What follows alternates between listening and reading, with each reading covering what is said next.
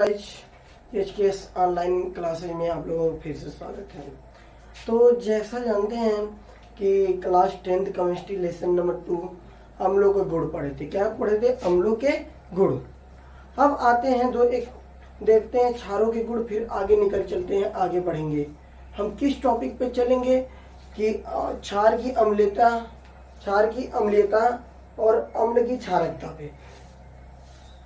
ठीक है, तो आइए क्षार के गुण देखते हैं। क्षार के गुण कि क्षार के गुण, क्षार जब अधात्विक ऑक्साइड के साथ क्रिया करता है, किसके साथ? अधात्विक ऑक्साइड के साथ क्रिया करता है तो क्या बनाता है? लवण व hydrogen gas.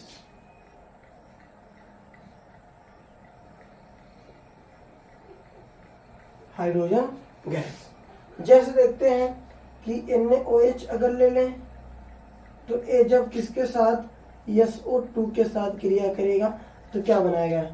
Na2SO4 plus H2 gas बनाएगा। तो अब देखिए कि क्षार जब अधात्विक ऑक्साइडों के साथ क्रिया करेगा तो लवण और हाइड्रोजन गैस मुक्त करेगा। फिर अगला पॉइंट आता है कि क्षार जब अम्ल के साथ क्रिया करता है, क्षार जब अम्ल के साथ क्रिया करता है तो क्या? लवण और जल बनाता है। क्या बनाता है? लवण व जल बनाता है। कि जैसे NaOH प्लस HCl तो क्या बनेगा? NaCl प्लस H2O, ये बना लिया। फिर तो अब आती है बात कि अम्ल की क्षारकता क्या होती है। अम्ल की क्षारकता, तो इधर देखिए कि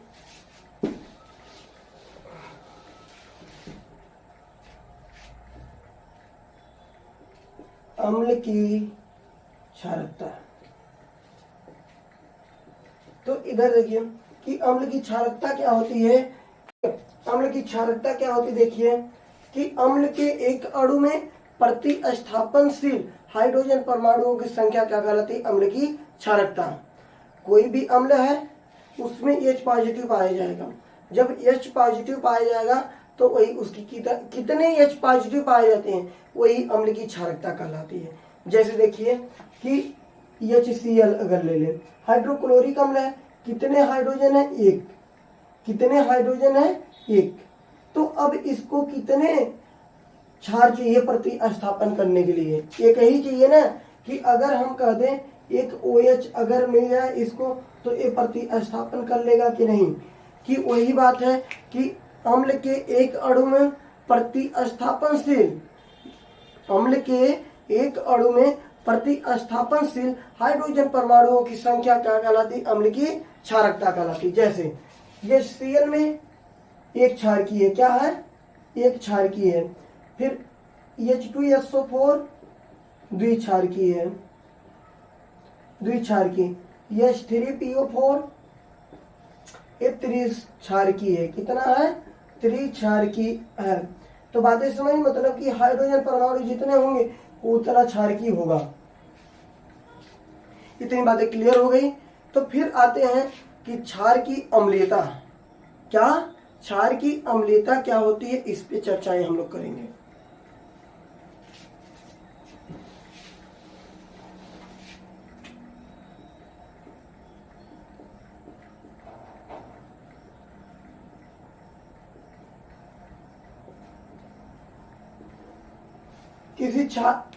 किसी क्षार में या ये कह सकते हैं क्षार के एक अणु में प्रतिस्थापनशील हाइड्रॉक्सिल परमाणुओं की संख्या, किसकी? हाइड्रॉक्सिल OH नेगेटिव परमाणुओं की संख्या क्या कहलाती? क्षार की अम्लीयता कहलाती है। कोई क्षार ले लेंगे उसमें जितना OH नेगेटिव पाए जाएंगे वही उसकी क्या होगी? अम्लीयता होगी, वही उस क्षार की अम्लीयता कही जाएगी। जैसे देखिए NaOH है, इसमें OH कितना है? एक है, तो एक क्षार एक अम्लीयता है इसकी, क्या है? एक अम्लीयता है। अगर H2 या MgOH ट्वाइस, क्या? MgOH ट्वाइस कितना है? द्विअम्लीयता है। Al2 LOH थ्राइड, ये कितना है, त्रिक्षारकीय है, त्रि अम्लीय है, कितना है, त्रिअम्लीयता इसकी है।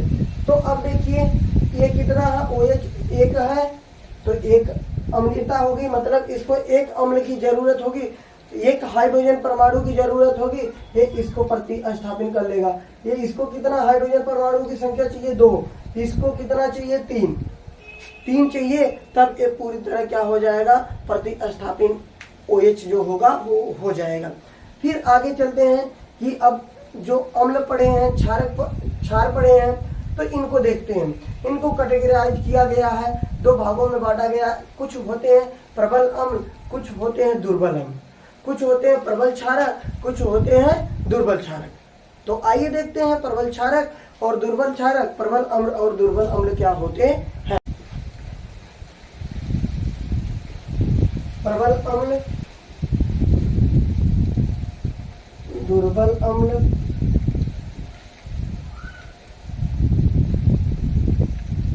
प्रबल क्षारक और दुर्बल क्षारक, ये 4 पॉइंट पढ़ना हमको। प्रबल अम्ल क्या होते हैं, कि वे अम्ल जो जल में पूरी तरह आयनित हो जाते हैं, वे अम्ल जो जल में घुलकर पूरी तरह आयनित हो जाते हैं, उन्हें क्या कहते हैं, प्रबल अम्ल। वे अम्ल जो जल में पूरी तरह घुलकर H पॉजिटिव आयन देते हैं, उन्हें क्या कहते हैं, प्रबल अम्ल। जो जल में घुलकर सबसे अधिक H+ आयन देते हैं, जो जल में घुलकर सबसे ज्यादा H+ आयन देते हैं, उन्हें क्या कहते हैं, प्रबल अम्ल। जैसे देखिए सल्फ्यूरिक अम्ल H2SO4 हो गया, हाइड्रोक्लोरिक अम्ल हो गया और नाइट्रिक अम्ल हो गया, HNO3 HCl H2SO4, ये सब क्या होते हैं, प्रबल अम्ल होते हैं। कि अब आते दुर्बल अम्ल, वे अम्ल जो जल में पूरी तरह आयनित नहीं होते हैं, जो पूरी तरह घुलते नहीं हैं, जो जल में पूरी तरह घुलते नहीं हैं, उन्हें क्या कहते हैं, दुर्बल अम्ल कहते हैं। क्या कहते हैं, दुर्बल अम्ल कहते हैं। एसिटिक अम्ल, एसिटिक अम्ल, ऑक्जेलिक अम्ल, ऑक्जेलिक अम्ल। तो दुर्बल अम्ल क्या होते हैं, एसिटिक अम्ल, और क्या होते हैं, ऑक्जेलिक अम्ल होते हैं। ठीक है। तो अब देखिए प्रबल क्षारक क्या होते हैं, कि वे क्षारक जो जल में घुलकर अधिक OH नेगेटिव आयन देते हैं, अधिक क्या देते हैं, OH नेगेटिव आयन अधिक देते हैं, उन्हें क्या कहते हैं, प्रबल क्षारक। वे क्षारक जो जल में घुलकर बहुत अधिक OH नेगेटिव आयन देते हैं, या फिर कह सकते हैं कि वे अम्ल जो पूरी तरह आयनित हो जाते हैं और अधिक OH नेगेटिव आयन देते हैं, उन्हें क्या कहते हैं, प्रबल क्षारक कहते हैं। जैसे KOH, potassium hydroxide, sodium hydroxide, ये सब क्या होते हैं, ये प्रबल क्षारक होते हैं। अब दुर्बल क्षारक आ गई बातें, कि वे क्षारक जो पूरी तरह जल में आयनित नहीं होते, जो पूरी तरह जल में नहीं घुलते, उन्हें क्या कहते हैं, दुर्बल क्षारक। जैसे NH4OH, ठीक है, ये क्या हो गया, NH4। अमोनियम हाइड्रोक्साइड, ये होता है दुर्बल क्षारक। इतनी बातें हो गई हैं, अगर क्लियर हुई तो अच्छी बात है, अगर नहीं क्लियर हुई तो फिर एक बार बैक मारना, वीडियो फिर से देखना, आप लोग समझ में आ जाएगा। फिर बच्चों आगे चलते हैं, हम लोग अगली टॉपिक पे बढ़ते हैं। आगे क्या देखिए, अब तक हम लोग क्या पढ़ लिए हैं, कि अम्ल और क्षार। अब लवण को पढ़ने के बाद pH स्केल पढ़ेंगे। ठीक है, कि लवण पढ़ लेते हैं, सॉल्ट पढ़ लेते हैं, फिर हम लोग क्या पढ़ते हैं, फिर पढ़ते हैं pH पैमाना। ठीक है, तो आप लोग ध्यान से इधर पढ़िए।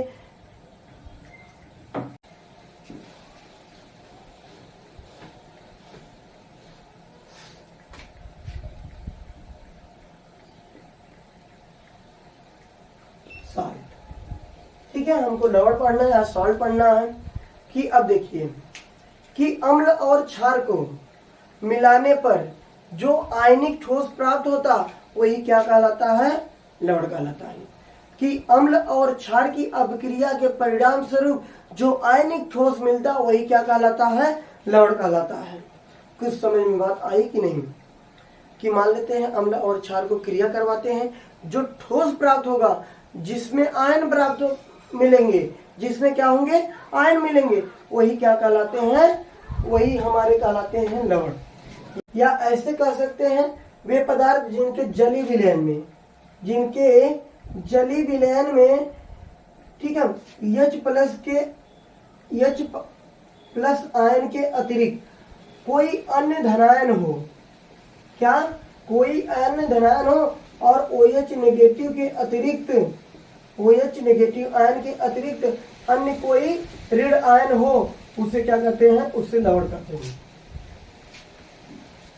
या देखिए कि वे पदार्थ जिनके जली विलयन में H पॉजिटिव के अतिरिक्त, किसके अतिरिक्त, H पॉजिटिव के अतिरिक्त अन्य धनायन होना चाहिए और OH नेगेटिव के अतिरिक्त अन्य ऋणायन होना चाहिए, तो ऐसे पदार्थ को, ऐसे ठोस पदार्थ को क्या कहेंगे, लवण कहेंगे। तो और देखिए कि अम्ल और क्षार की अभिक्रिया कौन सी अभिक्रिया कहलाएगी, उदासीनीकरण अभिक्रिया कहलाती है। उदासीनीकरण अभिक्रिया में, उदासीनीकरण अभिक्रिया में लवण व जल प्राप्त होता है। देखिए NaOH प्लस HCl बनेगा NaCl प्लस H2O, ये हमारा क्या है, ये लवण है, ये क्या कहलाएगा, ये जल कहा जाएगा। तो यहीं पर एंड करते हैं क्लास। कल जो है, कल अगली क्लास में हम लोग क्या पढ़ेंगे, हम लोग पढ़ेंगे पीएच पैमाना पढ़ेंगे और लवण के प्रकार पढ़ेंगे, ठीक है। तो और पीएच का महत्व, पीएच का दैनिक जीवन में महत्व एक खत्म करेंगे। फिर आएंगे जो हमारे यौगिक हैं, जो महत्वपूर्ण यौगिक हैं, जो पेपर में हर साल पूछे जाते हैं, एक दो जरूर आ जाएंगे हर एक पेपर में, दो में से एक करना होगा, तो उस पर चर्चाएं करेंगे। फिलहाल आज क्लास को यहीं पर एंड करते हैं।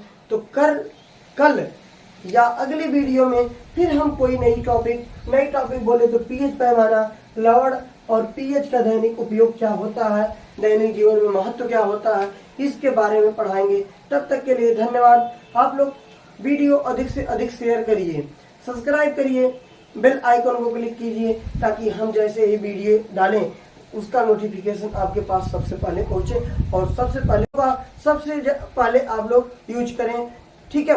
तो आज के लिए यहीं पर टॉपिक को खत्म करते, धन्यवाद।